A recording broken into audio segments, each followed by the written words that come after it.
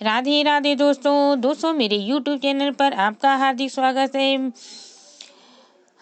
यदि मेरे YouTube channel पर आपने सबसे पहले मेरे चैनल को सब्सक्राइब कीजिए, बगल में बेल आइकन उसको पुशिए, जिससे मेरी नई नई वीडियो की नोटिफिकेशन सबसे पहले आपको मिलती रहे।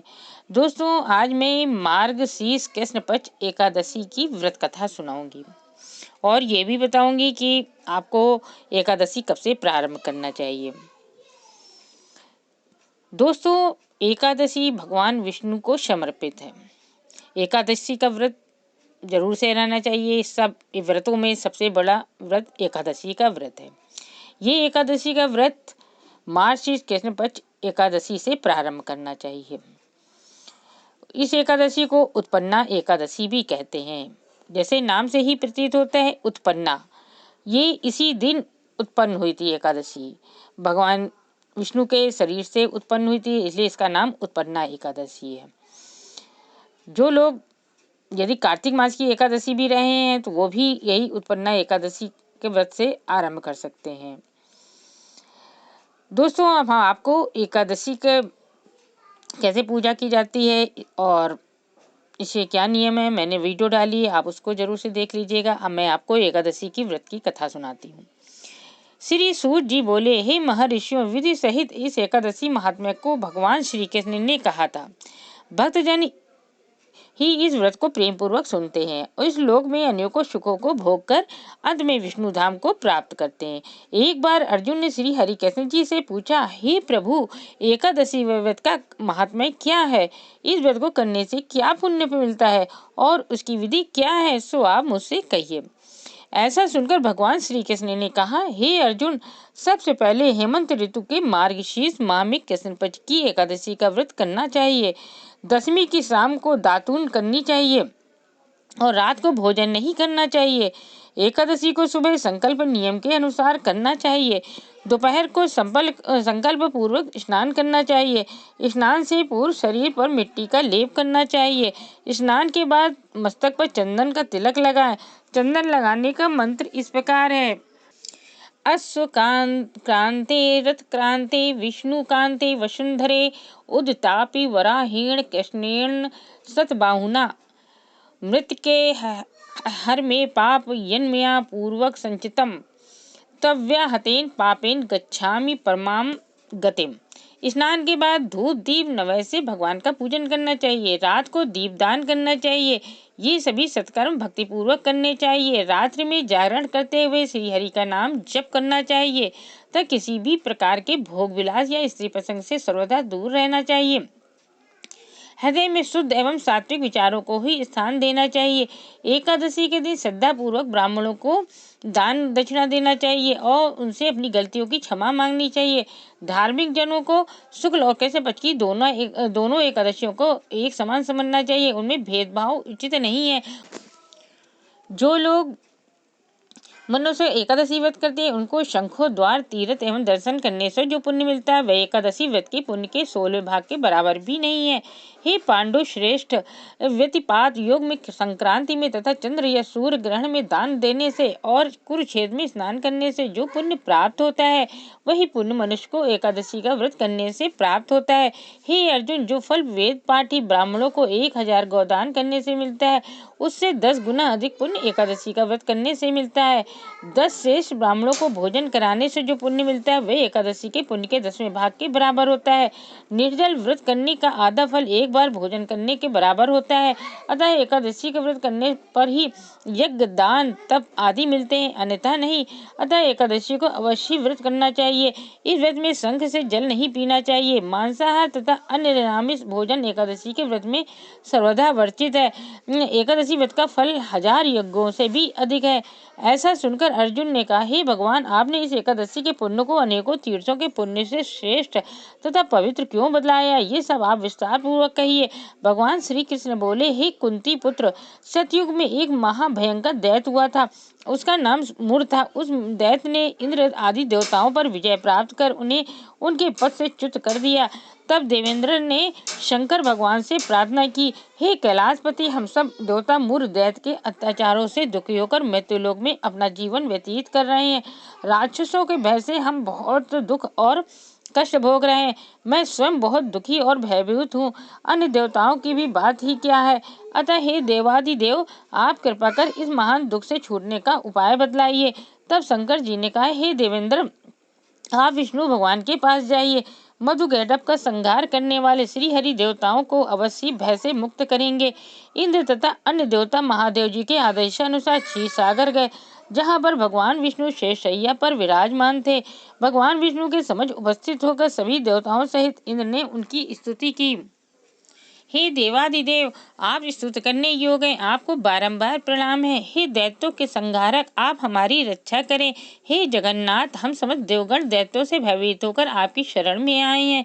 इस समय दैत्यों ने हमें स्वर्ग से निकाल दिया है और हम सब देवता बड़ी ही दयनीय स्थिति में पृथ्वी पर विचरण कर रहे हैं। अब आप ही हमारी रक्षा कीजिए, रक्षा कीजिए। हे देवादिदेव, हे त्रिलोकपति, हमारा रक्षा करें।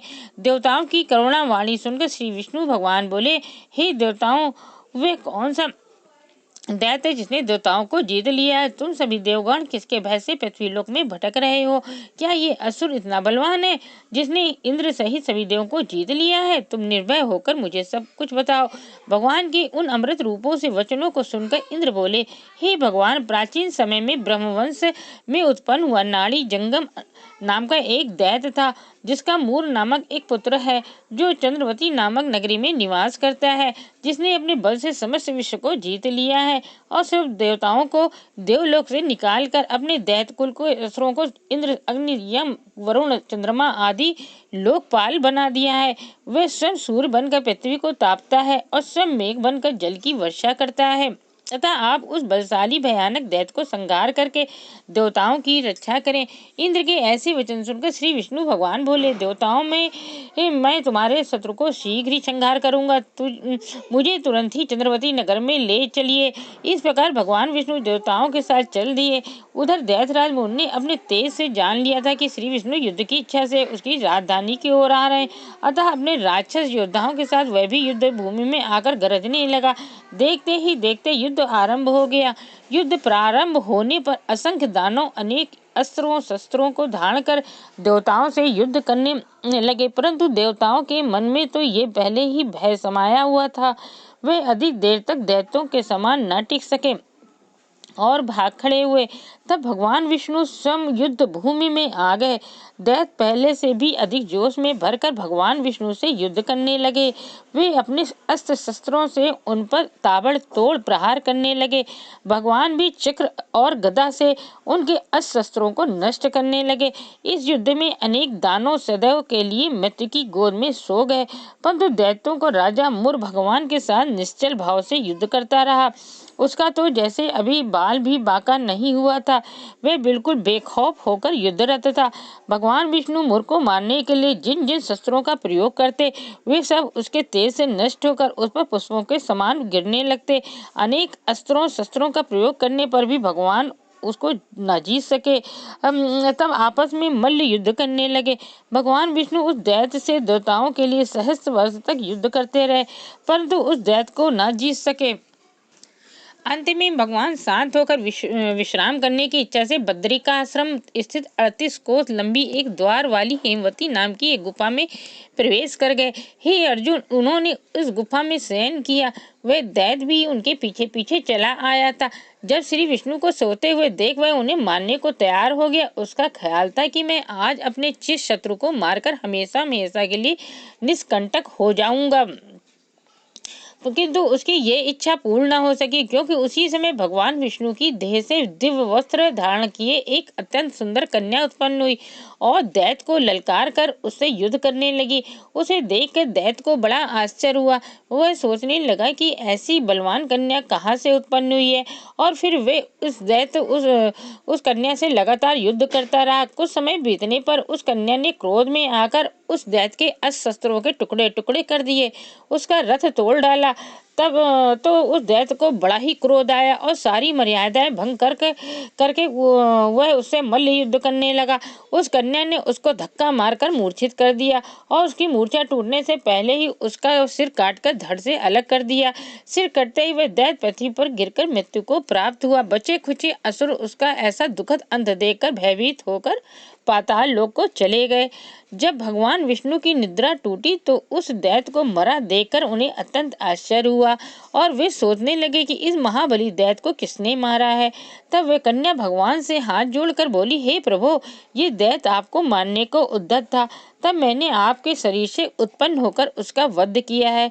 इस पर भगवान बोले, हे कन्या, तूने इसको मारा है, अतः मैं तुझसे अत्यंत प्रसन्न हूँ। इससे मारकर तीनों लोगों के देवताओं को सुखी किया है, इसलिए तू अपनी इच्छा अनुसार वरदान मांग, मैं तेरी हर इच्छा को पूर्ण करूंगा। कन्या बोली, हे जगदीश्वर, मुझे ये वरदान दीजिए कि जो भी प्राणी या देव मेरा व्रत करे उसको समस्त पाप नष्ट हो जाएं और अंत में उसे स्वर्गलोक को प्राप्ति हो। मेरे व्रत का आधा फल रात्रि को मिले और उसका आधा फल एक समय भोजन करने वाले को मिले। जो श्रद्धालु भक्ति पूर्वक मेरे व्रत को करे वह निश्चय ही विष्णु लोक को प्राप्त करे। जो मनुष्य मेरे दिन तथा रात्रि को एक बार भोजन करे वह धन धान से भरपूर रहे। कृपा करके मुझे ऐसा वरदान दीजिए। भगवान विष्णु बोले, हे कल्याणी, ऐसा ही होगा। मेरे और तेरे भक्त एक ही होंगे और अंत में संसार में प्रसिद्धि को प्राप्त होकर मेरे लोक को प्राप्त करेंगे। हे कन्या, तू एकादशी को पैदा हुई है, इसलिए तेरा नाम भी एकादशी ही हुआ। और क्योंकि तू मेरे अंश से उत्पन्न हुई है, इसलिए संसार में तुझे उत्पन्ना एकादशी के नाम से जाना जाएगा। तो जो मनुष्य इस दिन व्रत करेंगे उनके समस्त पाप जड़ से नष्ट हो जाएंगे, अंत में वे मुक्ति को प्राप्त करेंगे। तो मेरे लिए अब तीज, अष्टमी, नवमी और 14 से भी अधिक प्रिय है।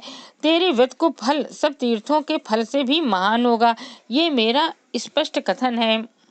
ऐसा कहकर भगवान उसी स्थान पर अंतर्धान हो गए। एकादशी भी भगवान के उत्तम वचनों को सुनकर प्रसन्न हुई। भगवान श्री कृष्ण बोले, हे पांडु नंदन, एकादशी के व्रत का फल सभी व्रतों व सभी तीर्थों के फल से श्रेष्ठ है। एकादशी व्रत करने वाले मनुष्यों के शत्रुओं को मैं समूल नष्ट कर देता हूँ और व्रत करने वालों को मोक्ष प्रदान करता हूँ। उन मनुष्यों के जीवन की जो भी विघ्न बाधाएं होती है मैं उन्हें भी दूर कर देता हूँ। तात्पर्य यह है कि मुझे अत्यंत प्रिय एकादशी के व्रत को करने वाला प्राणी सभी ओर से निर्भय और सुखी होकर अंत में मोक्ष का अधिकारी होता है। हे अर्जुन, ये मैंने तुम्हें एकादशी की उत्पत्ति के विषय में बतलाया है। एकादशी व्रत समस्त पापों को नष्ट करने तथा सिद्धि को देने वाला है। उत्तम मनुष्य को दोनों पक्षों की एकादशी को समान समझना चाहिए, उनमें भेदभाव मानना उचित नहीं है। जो मनुष्य एकादशी महात्म्य का श्रवण व पठन करेंगे वे अश्वमेध यज्ञ के समान फल प्राप्त करेंगे। ये मेरा सत्य वचन है, इसमें किसी प्रकार का संशय नहीं है। ये एकादशी भगवान विष्णु की साक्षात शक्ति है। जिस शक्ति से उस राक्षस का वध किया जिसे भगवान भी जीत पाने में असमर्थ है, उस शक्ति के आगे मनुष्य के पाप रूपी राक्षस भला कैसे ठहर सकते हैं। जिस शक्ति ने देवताओं को सुख दिया वे प्राणी मात्र को क्या नहीं दे सकती, और सुख, समृद्धि, शांति और मोक्ष सभी कुछ सहज प्राप्त हो जाता है। ये थी एकादशी व्रत कथा, ये उत्पन्ना एकादशी व्रत। आपको ये वीडियो अच्छी लगे तो ज़्यादा से ज़्यादा शेयर कीजिएगा और वीडियो को लाइक कीजिएगा और मेरे चैनल को सब्सक्राइब करना मत भूलिएगा। अगली वीडियो मिलते हैं। राधे राधे।